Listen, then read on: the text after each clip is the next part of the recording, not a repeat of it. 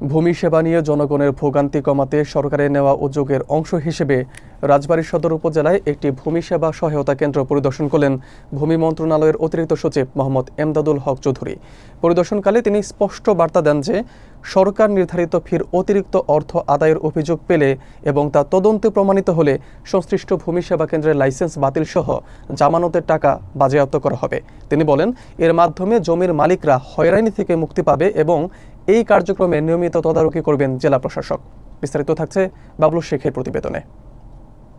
১ November শনিবার রাজবাড়ী সদর উপজেলা শ্রীপুর নির্বাচন অফিসের সামনে রেহান উদ্দিনের অনুমোদিত ভূমি সেবা সহায়তা কেন্দ্র পরিদর্শন করেন ভূমি মন্ত্রণালয়ের অতিরিক্ত সচিব মোহাম্মদ এমদাদুল হক চৌধুরী।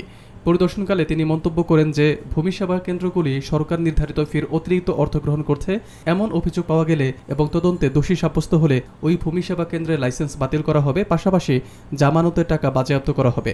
তিনি জানান, বর্তমানে বাংলাদেশে 820টি ভূমি সেবা কেন্দ্রের মধ্যে রাজবাড়ীতে 10টি অনুমোদিত ভূমি সেবা সহায়তা কেন্দ্র রয়েছে এবং প্রয়োজনে পর্যায়ক্রমে এই সংখ্যা আরও বাড়ানো হবে।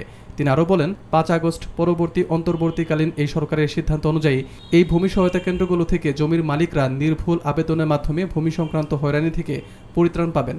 এই পুরো প্রক্রিয়াটি জেলা প্রশাসকের নিয়মিত মনিটরিংয়ের আওতায় থাকবে বলেও তিনি নিশ্চিত করেন। এ সময় তার সঙ্গে উপস্থিত ছিলেন রাজবাড়ীর জেলা প্রশাসক সুলতানা আক্তার, সদর উপজেলা নির্বাহী কর্মকর্তা মারিয়া হক এবং সদর উপজেলা ভূমি কর্মকর্তা পায়রা চৌধুরী সহ অন্যান্য সরকারি কর্মকর্তারা। আমরা ভূমি মন্ত্রণালয় থেকে একটা বিশেষ উদ্যোগ নিয়েছি, সেটা হলো যে ভূমি সেবা সহায়তা কেন্দ্র। এটি একটি নতুন আইডিয়া। এই আইডিয়াটার মূল যে বিষয়টা হলো যে সাধারণ নাগরিকরা যাতে সহজে নামজারির আবেদন করতে পারে, ভূমি উন্নয়ন পদ দিতে পারে, সেই আবেদনগুলো এখান থেকে করে দিবে বেসরকারি উদ্যোক্তারা নির্ধারিত একটা ফি এর বিনিময়ে। এই ফিটা আমরা অর্থ মন্ত্রণালয়ের মাধ্যমে নির্ধারণ করে দিচ্ছি। এই ফি এর বেশি তারা নিতে পারবে না। এটা হবে একটা সার্ভিস চার্জ। ভুল করে ইচ্ছাকৃত কিংবা তাদের কোনো ভুল হয়, ভুলের কারণে নাগরিক ক্ষতিগ্রস্ত হয়, যদি কোনো অভিযোগে প্রমাণিত হয়, তাহলে তার জামানতটা বাতিল হবে, তার প্রথমত তার অনুমতি বাতিল হবে।